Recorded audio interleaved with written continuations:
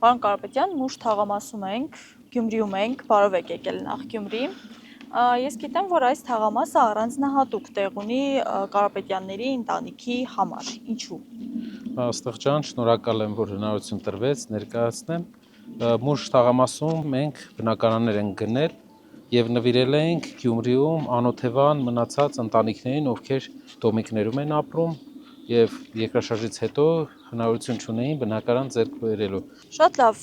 օրերս հաճախ եք լինում մարզերում, մեր մարզում էլ վերջին օրերին առիթ ունեցել եք պտտվելու, ծանոթանալու խնդիրներին, բնակիչների հետ շփվելու, այ որ խնդիրներն են, որ մարզում այսօր հրատապ են եւ նաեւ ձեր ծրագրում են առաջնային նախընտրական։ Տեսեք, Հայաստանի ամենաաղքատ մարզում ենք մենք գտնվում, Գյումրիի ամենաաղքատ թաղամասերից մեկում ենք կարելի ասել գտնվում։ Աղքատությունը դա գործազրկության հոմանիշն է, քանի որ չկա աշխատանք, դրա համար էլ կա աղքատություն։ Այդ իսկ պատճառով հիմնական խնդիրները մի քանիսն են։ Առաջինը աշխատանքի բացակայությունը, իսպառ բացակայությունը որոշ շրջաններում, մենակ պետական աշխատանքներ են, պետական քաղաքականության բացակայությունը։ Պետությունը հիմնականում զբաղված է կոսմետիկ ինչ-որ հարցերով, բայց որակական որևէ փոփոխություն Գյումրին այսքան ժամանակ ինչ-որ մեծ գործարան չի ստեղծվել։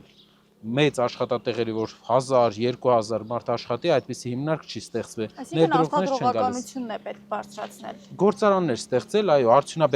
արդյունաբերությունը պետքա վերաստեղծվի, բարև ձեզ։ Արդյունաբերությունը այստեղ եւ կարծում եմ, որ դա հնարավոր է, որովհետեւ Գյումրին միշտ պատմական է եղել է տեքստիլ կենտրոնը Հայաստանի։ Տեքստիլը դա կտորի արտադրությունն է եւ նաեւ կարի ֆաբրիկաներն են։ Կարի ֆաբրիկաների մեծ պահանջարկ կա աշխարհում հիմա ու ուղղակի հայկականը մրցունակ չէ, որովհետեւ չկա կտոր երկրում, կտոր չենք արտադրում։ Մենք պատկերացնում ենք, որ կտորի արտադրություն կլինի այստեղ եւ նաեւ կլինի կարի ֆաբրիկաներ, որը կապավի ժողովրդի նշանակալի մասի զբաղվածությունը։ Շատ լավ, ձեր ծրագրում բավականին հավակնոտ թիվ եք նշել 300,000 աշխատատեղ, դա 5 տարում։ Այ ինչ վստահություն ունենք, որ 5 տարիների ընթացքում այդ ծրագիրը իսկապես կիրականացվի։ Մենք կարող էինք նշել 100,000 աշխատատեղ եւ դա հեշտությամբ առանց որևէ լարվածությամբ, թեկուզ 150,000 աշխատատեղը 5 տարվա ընթացքում հնարավորություն կլիներ ստեղծել, բայց մասշտաբային արդյունաբերականացման արդյունքում մենք տեսնում ենք, որ հնարավորություն կունենանք երկրում 600,000 փաստացի գործազուրկ մարդուց 300,000-ին 5 տարում աշխատանքով ապահովել, այսինքն տարին 60,000 մարդու աշխատանքով ապահովել։ Դա շատ կարևոր է մեզ համար, որովհետև այլապես մարդիկ թողելու են գյուղերը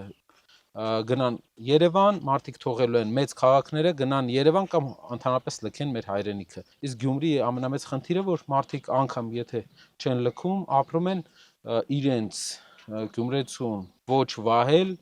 պայմաններում, սոցիալական պայմաններում, որտեղ մենք գիտենք, որ գյումրեցիները պատվախնդիր ժողովուրդ են, պատիվ սիրող ժողովուրդ են եւ նաեւ առատաձեռն ժողովուրդ են, բայց հնարավորությունների բացակայությունը բերում է նրան, որ մարդիկ չեն կարողանում ինչ որ ձև իրենց առատաձեռնությունը արտահայտեն, իսկ աշխատատեղերը, տնտեսական վիճակի բարելավումը կօգնի։ Շիրակի մարզի բնակիչները հիմնականում բացի աշխատատեղից էլ ինչ խնդիրների մասին են ավելի շատ խոսում։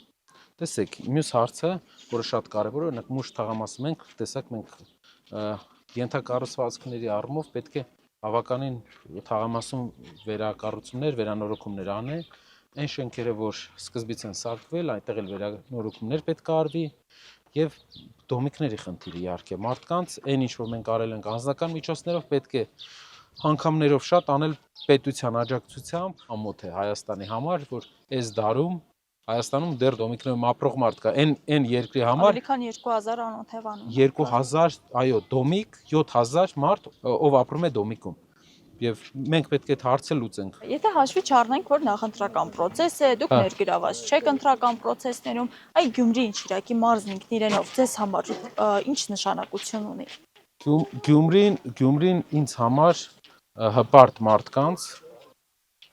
պատվախնդիր մարդկանց տեղ է, որտեղ սա շատ սպეციფիկ առանձին մշակույթ է ձևավորվել, ներ հայաստանյան առանձին մշակույթ ունի քաղաքը, թե շփման մշակույթ, թե արվեստի մշակույթ,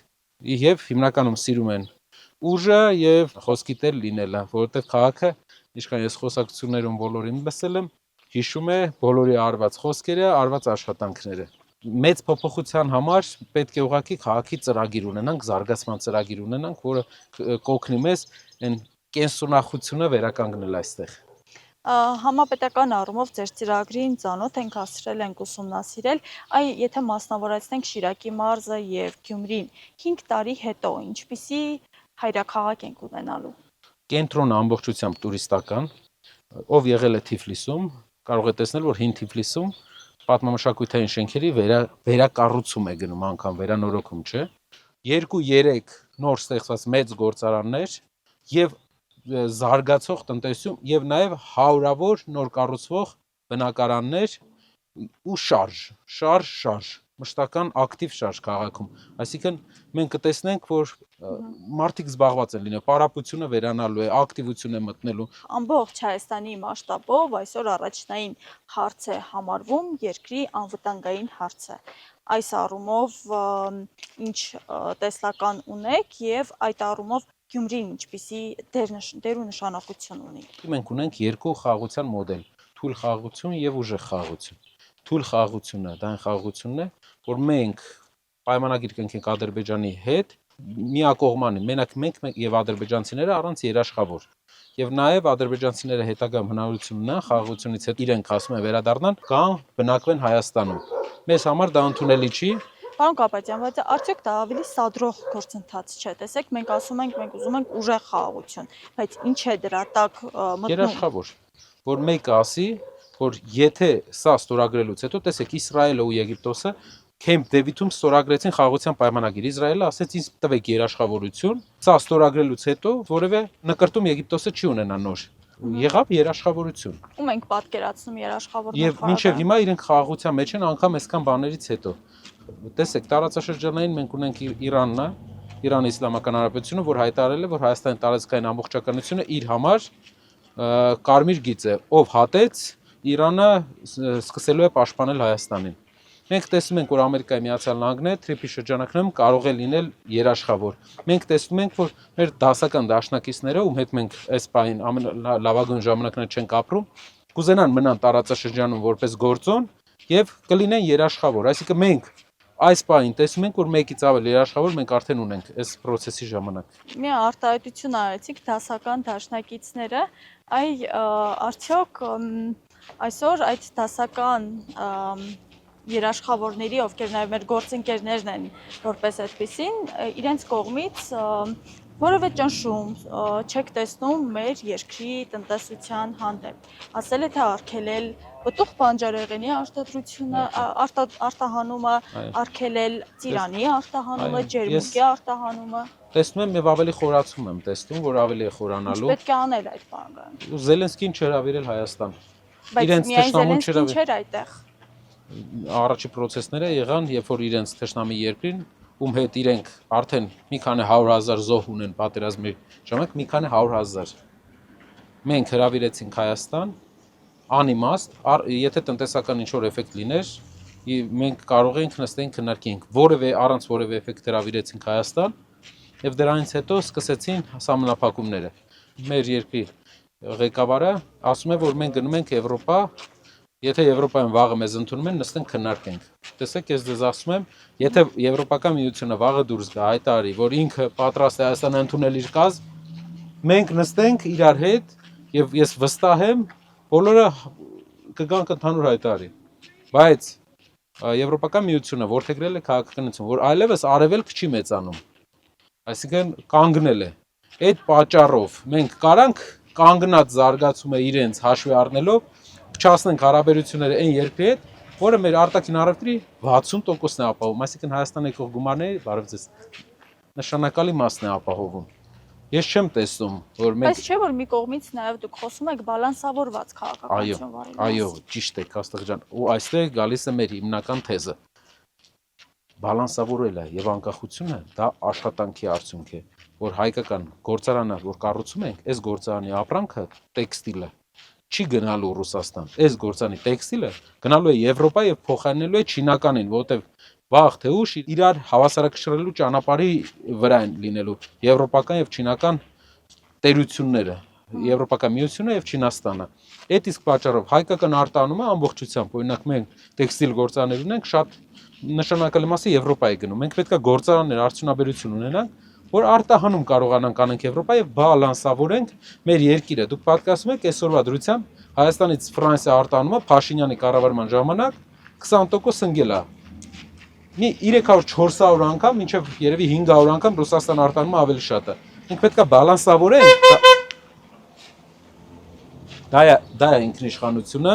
դա է տնտեսական անվտանգությունը եւ մի հոգուց կախված չլինենք, պատկասեք մենք մի հոգուց ենք կախված ու այդ մի հոգու հետ հարաբերություն ենք փչացնում։ Դա անհեռատեսություն է, վարչապետի աշխատավարձի կամ իր աշխատած գումարների վրա դա չի ազդի, բայց մեր ժողովրդի, մեր գյուղացիների վրա կազդի։ Սիրտը չի ցավում, ինքը չի ստեղծի, սիրտը չի ցավում մարդկանց համար, դրա համար այդպիսի քայլեր է անում, մարդկանց բերքն է, չանում է, մարդկանց աշխատանքը հողին է հավասարվում, մենակ իր այս քաղաքականության արդյունքում։ Բարև ձեզ։ Ինչ եք, լավ եք։ Շատ լավ, բարև ձեզ։ Ապրեք շատ, շնորհակալ եմ։ Բարև ձեզ։ Իդեպ պարոն Կարապետյան, Բարև ձեզ։